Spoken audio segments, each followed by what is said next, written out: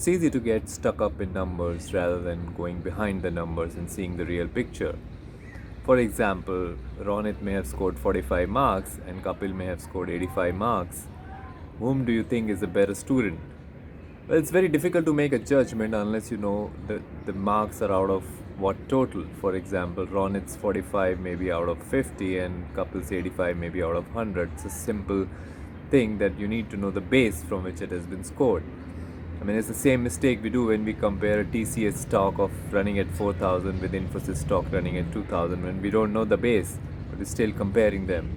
A big mistake, a typical Foops movement. Let's assume that even both of them are on the same base. Let's say Ronit's got 45 out of 100 and Kapil's got 85 out of 100. In spite of that, you should not make a judgment about these two unless you know the reasons behind the numbers. There's a lot behind it. Ronit could have had a situation at home where he couldn't study this time, or could have got stuck and arrived late for an exam, or XYZ reason.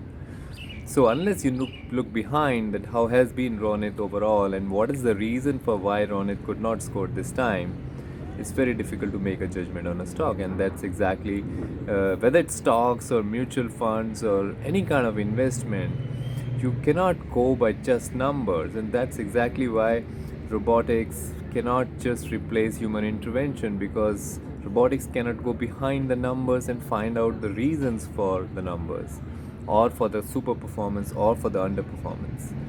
So it's very important that we look at the numbers but go much behind them to really understand what our Foops movements are and how we can correct them. So this book will take you much behind these numbers and show you with examples that how going behind the numbers matter. Thank you.